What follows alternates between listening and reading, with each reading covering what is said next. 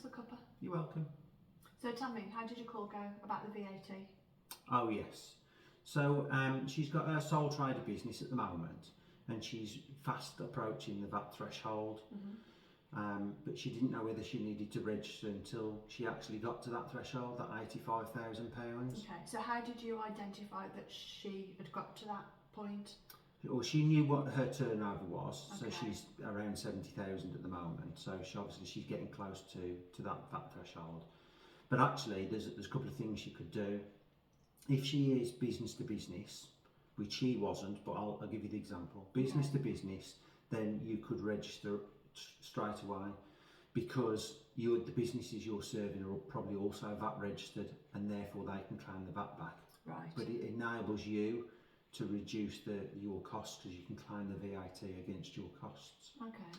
But she's business to consumer, so actually if she starts charging VAT from day one, she probably is going to be more expensive than other people providing the same thing as her. Okay, so would you have to put her prices up to reflect that then? Yeah, absolutely. Okay. Yeah, so she would have to increase her prices.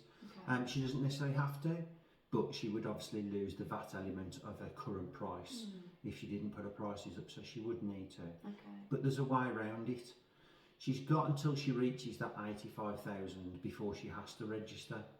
If at that point she forms a limited company and transfers her business from her as a sole trader into the limited company as a going concern, it's a new entity, and therefore she can start her calculation up to 85,000 again. So it just gives her two bites of the cherry without having to register for VAT. Okay. But at some point she will need to, if her sales keep increasing the way they are. Okay. Now I know, because I had a chat with this person, that she was quite anxious about going over the threshold and charging the VAT, wasn't she? She is. Is there an advantage to her doing it, or could she just stay as she is? The only way she could stay as she is if she artificially restricts her sales, so she doesn't make sales. She turns customers away to keep herself under the VAT threshold. But I think that's the wrong way to be looking at it, really. Okay. If you are restricting your sales, the only thing that's going to happen is your costs are going to come up behind you and squeeze the margins that you're making. So actually you're making less profit for yourself. And I'm guessing she can't grow then, can she? Absolutely. Yeah. Okay. Yeah. So she would have to restrict her growth. Yeah. And as I say, the costs getting more and more expensive for the stuff that she retails. Then that's going to restrict the profit that she makes through the business, and therefore the amount that she can take for herself. Right. And I know she was worried about increasing her costs, wasn't she? Her prices, sorry, because she didn't want this to have a big impact on her clients. So is this something that she has to do straight away, or is it something that she could just gradually implement? Yeah, once you become VAT registered, you have to charge VAT.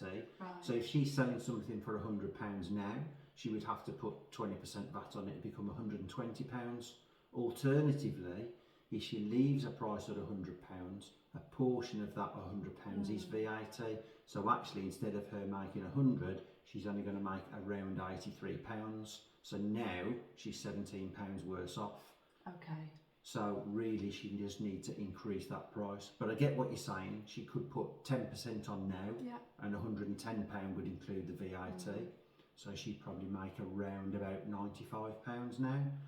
And then put the other £10 on, say, in 6 months' time to increase it up to the full £120. Brilliant. And I guess the advantage of you having your eyes on her numbers all the time, because you do all the bookkeeping for her, you've been able to give her this advice in plenty of time, haven't you? Absolutely, yeah. It's not a last minute, oh my God, you've got to get this done now. She's got time to digest it, to think about it, to have more meetings with you, to get her head around what she wants to do. Yeah, it's got definitely. to ultimately be what's best for her and the business, hasn't it? Absolutely. Yeah. Brilliant. Thank you.